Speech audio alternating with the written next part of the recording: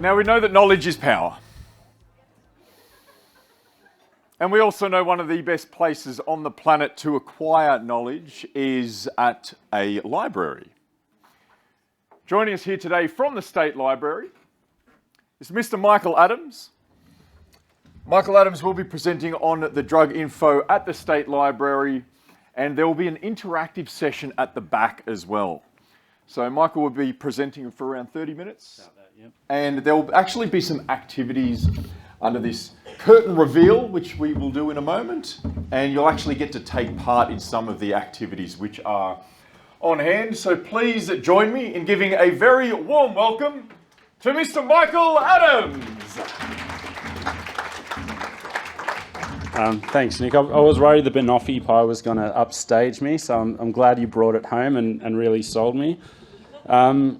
So yeah, my name's Michael. I'm really happy to be here today on Gadigal land, and I just want to start by reflecting back on Brendan's welcome to country this morning. So I grew up on Gadigal land, and just hearing stories like Brendan's I find really informs and enriches my own sense of the land that I grew up and live on and my place on it. So I just want to start by acknowledging that we're on Gadigal land and paying my respects to elders past and present. So as I said, I'm very happy to be here today. I was here at the conference last year, and you might remember me giving an introduction to drug info and what we do. This year, I'm going to focus more on what we've been up to over the last year.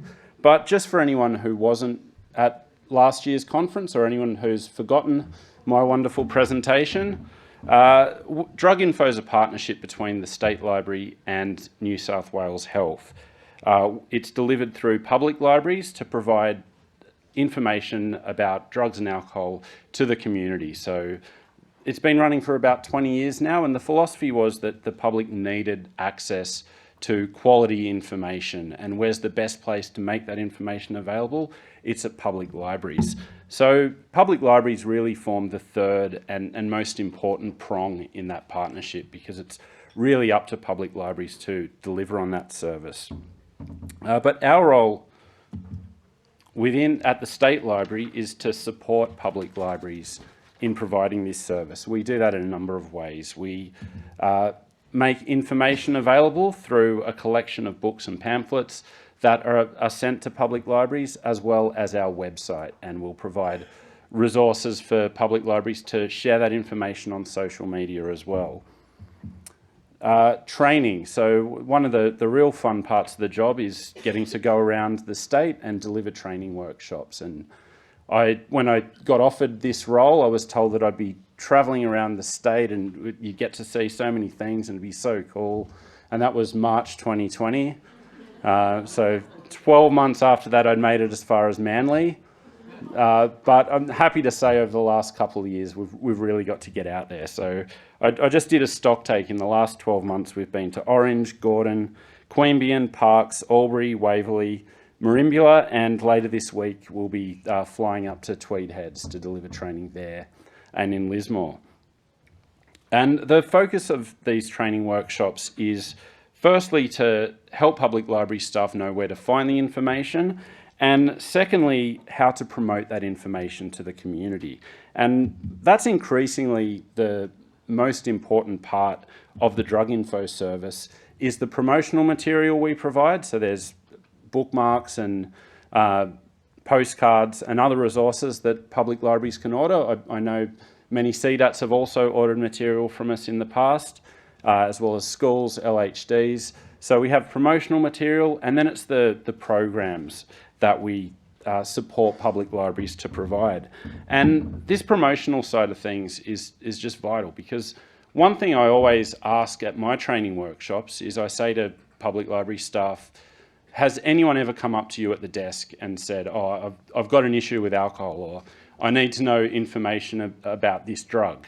And no one has ever said yes. It's there's taboos in society. It's a private matter. It's not necessarily something people feel comfortable talking about, but that doesn't mean that that information need isn't there.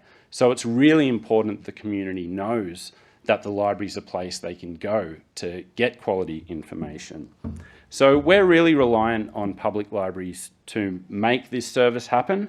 And so I'm going to spend the first part of this presentation showing you why and how appropriate it is that it's public libraries that are delivering drug info, because old perceptions die hard.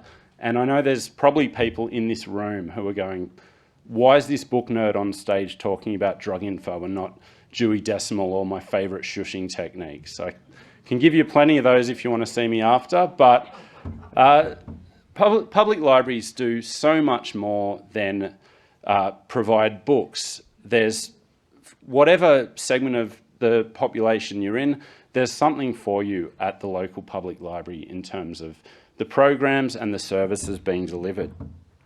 So I'm just going to talk about some of my favourite programs that I've seen in the last year or so that will really hopefully show you what a valuable role our libraries play in the community. Firstly, this is from Newcastle Libraries, the Memory Room.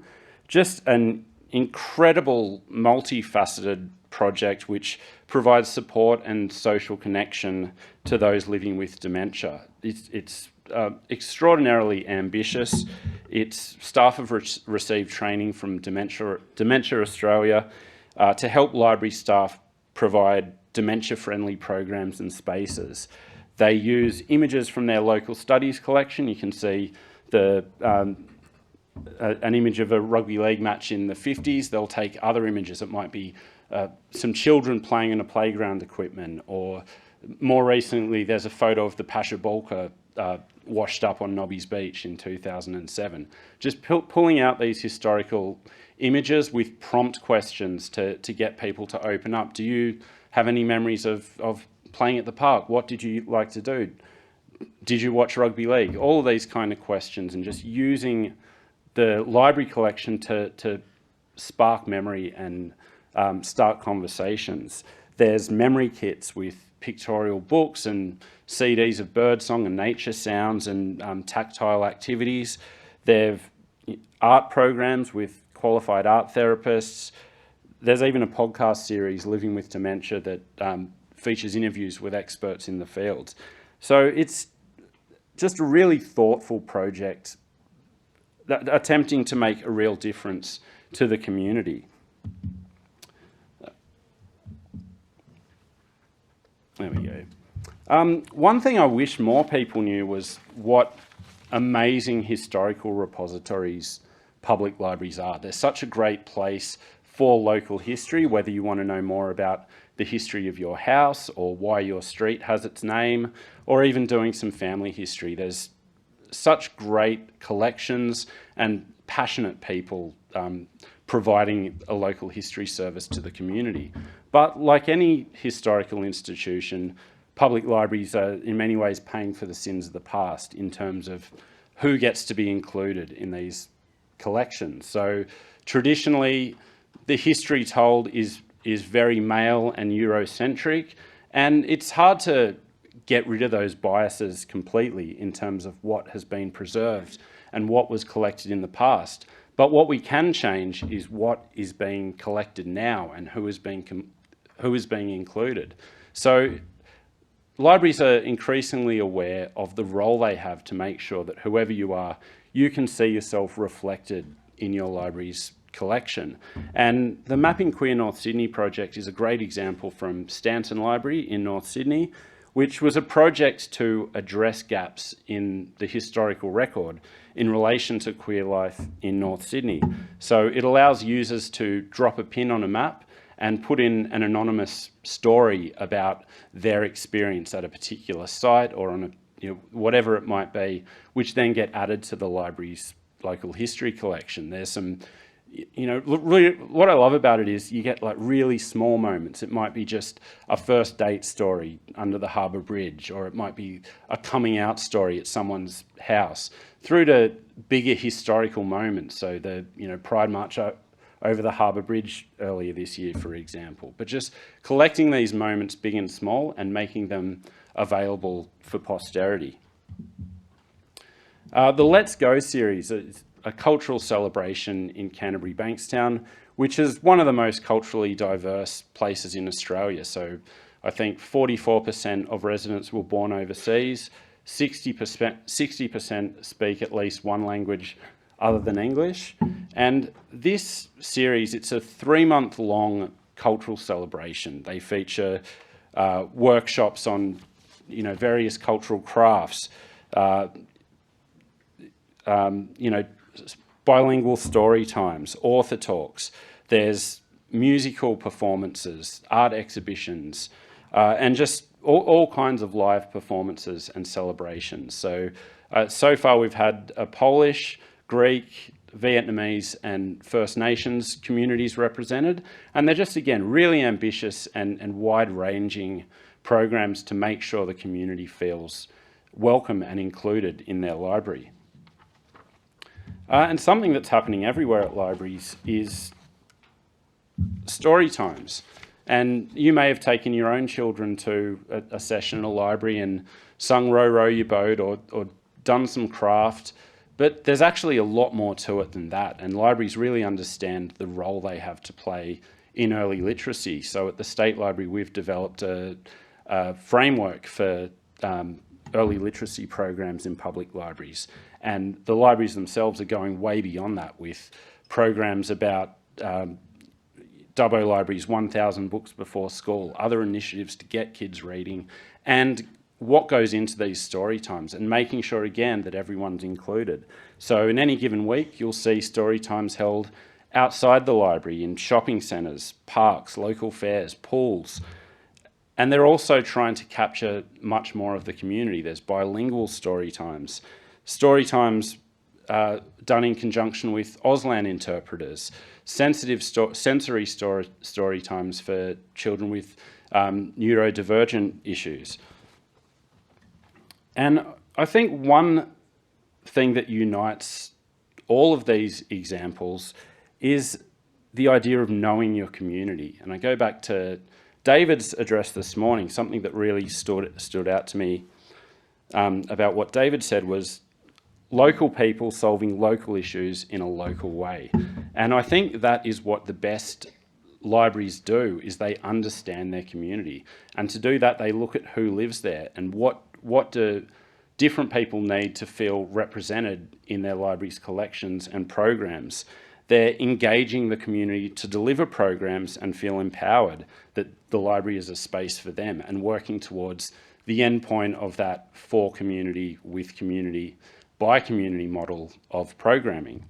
And they're engaging experts to provide training, to facilitate workshops and other events. So I think all the examples I've provided show you that libraries aren't doing it alone. Libraries are reliant on partnerships with the community.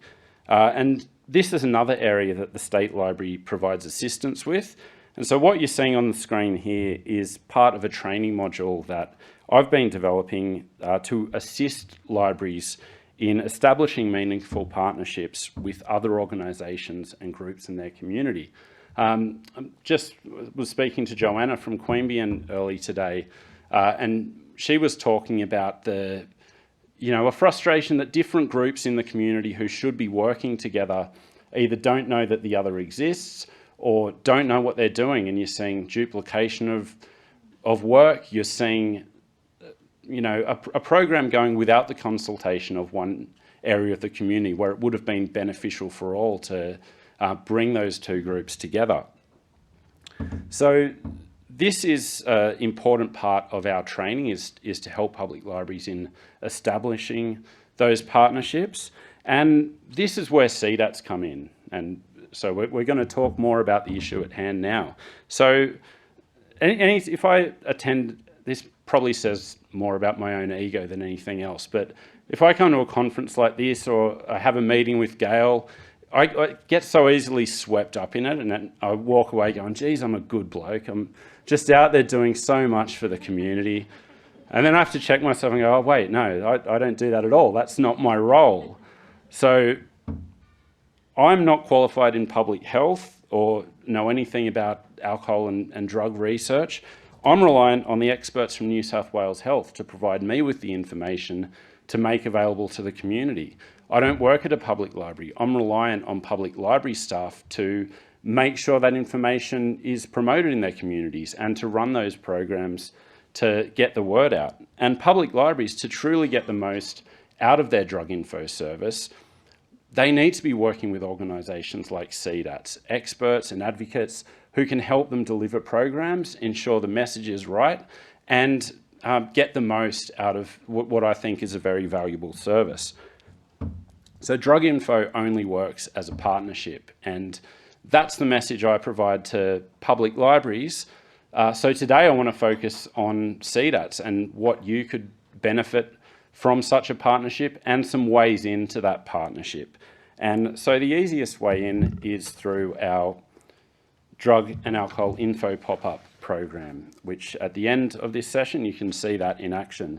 So at last year's conference, I mentioned this pop-up, which at that stage was about to go live. I'm happy to report that it is now in circulation across the state, and we're very happy with how it's gone so far. So inside the pop-up is a pull-up drug info banner. There's an iPad with an iPad stand featuring a program we put together called the Drug Fact Finder, which features colourful images, facts about drugs, along with a quiz that's really eye-catching and I hope stands out in public libraries. And then on top of those two aspects that form the display portion is the activities. So the kit includes the Know Your Standards resin kit, the beer goggles. We've got a big night out board game. We've just included some mocktail aprons, which you'll see me and my colleague modelling after this. And we also provide the promotional resources to help promote drug info and the pop-up. So it is going quite well. We've currently had it to 21 libraries so far, everywhere from Campbelltown to Cootamundra, from Ku-ring-gai to Corindai. And this week it is about to arrive at its 22nd and 23rd locations, those being Dubbo and Bega, which is the furthest west and south it's been respectively. And with another full year, we hope to expand our reach across the state even more. And you can see from this slide just a few examples of all the ways that the pop-up can be used and has been used. So one of the important things that comes with the pop-up is our drug info activity booklet, which has been developed for public library staff to give them some ideas on promotions and programs and how to get started with, making the information more widely known. And I've got copies of this available, so if you can see us after at the pop-up and you can take one of these away. These has been put together mainly with programs that libraries are already doing, so it makes my job really easy when there's such creativity and fun and colour that goes into drug info programming. So I'm just going to go through the various elements of the pop-up and how it functions. So at a base level, you have a display, which in itself is quite a modest display, and it's modest by design. We want to give libraries flexibility to use the pop-up in a way that reflects their space, allows them to customise it for their communities, and to also make it easy to take it out to the community, whether that's transferring between library branches or to outreach events. So the display itself that we provide is quite compact, and once again, we're reliant on the creativity of public libraries to zhuzh it up. And this is one of my favourite examples at Gordon Library, and I really like it because this is right by the front desk, and suddenly you've got this really big visual advertisement for drug info, and someone might be checking their books out and they have no need for drug information today. They might not have a need tomorrow or next week, but one day they might, and hopefully they're filing it in their minds that the library is a great place to go for information.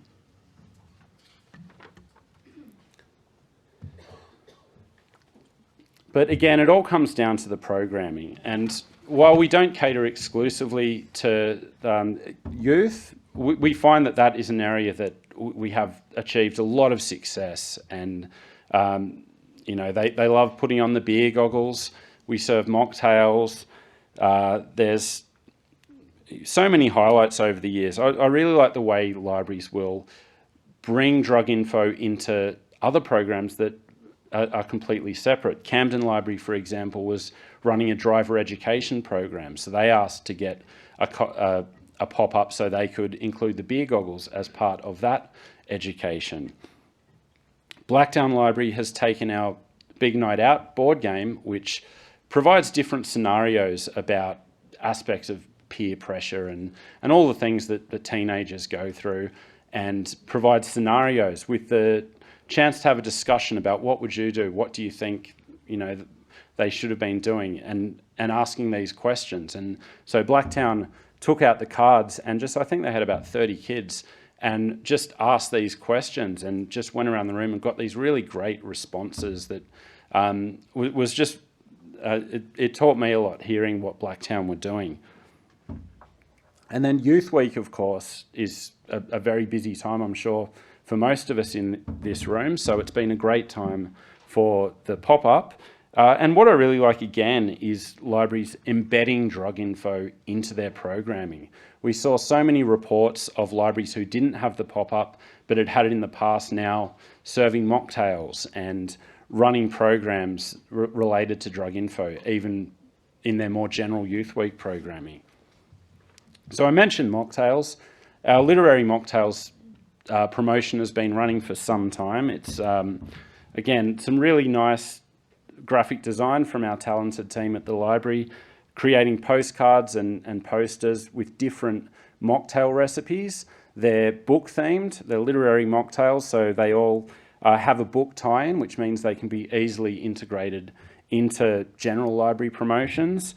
We've just sent out our latest one, which is based on Agatha Christie's The Body in the Library. This is a winter mocktail, so it's hot, the toddy in the library.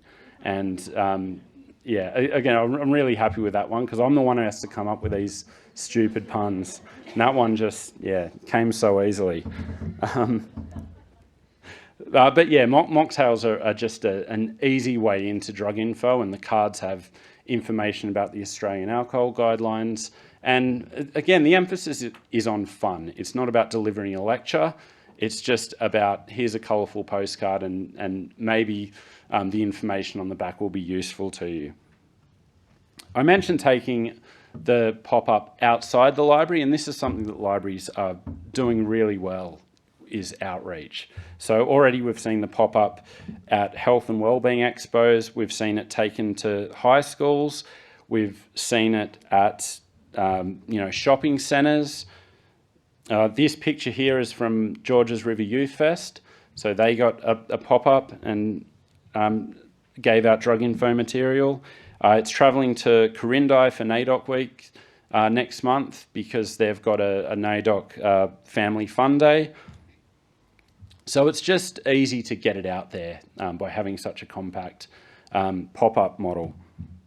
And promotional material, everyone loves a show bag, and good news, there's a show bag for each of you backstage, so please make sure to come and see us. There's even a pen, a drug info pen, so you can't miss that. But show bags are always popular, and I mentioned last year, Ku-ring-gai actually had a great idea during HSC time where they created a QR code poster with questions about alcohol and other drugs, and if you completed the quiz, you could go to the desk and receive a drug info show bag. That year, I think they had 50 completed quizzes and handed out 44 show bags. They repeated it last year and had even a bigger take-up. So it's just a nice, really easy way in to drug info. But I'm not going to make you do a quiz. You get one for free today. And that gets us to the partnerships, which is, as I said, it's really crucial for the success of drug info is to have the buy-in from organisations like CDATs. So part of our procedure for public libraries is to ask them to work with CDATs. And, if not a CDAT, we've had events with family drug support and Aboriginal medical service. So connecting the library with like-minded organisations in the community can only have positive impacts. At a base level for CDATs, just knowing that the library is a place that there's a community notice board that you can put your information. There's meeting spaces where you might consider running a meeting, through to events and promotions that you could work on together with the Drug Info pop-up, or hopefully you establish that partnership and it can be something that can be factored into programming year round.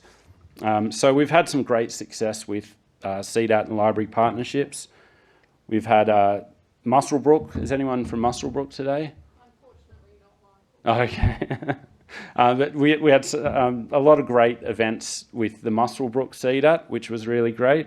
And Queanbeyan, so they work closely with their CDAT on a couple of different programs. This is the CDAT and the library at Riverside Plaza.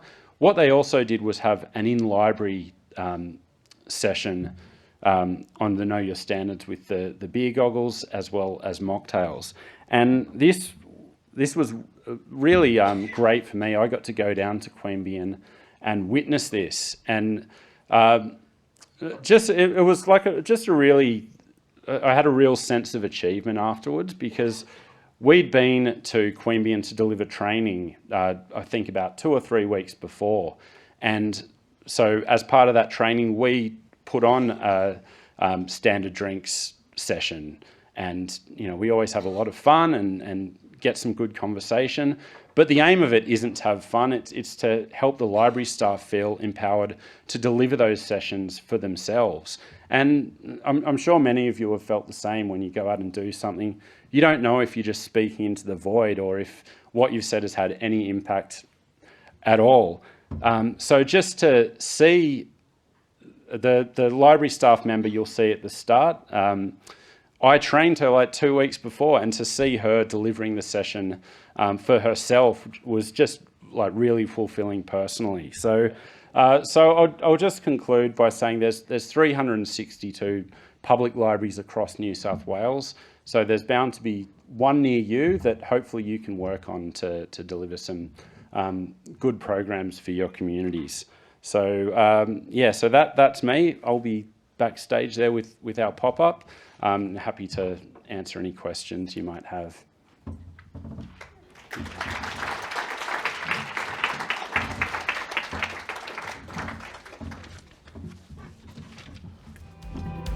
Thank you so much. Ladies and gentlemen, once again, Mr. Michael Adam.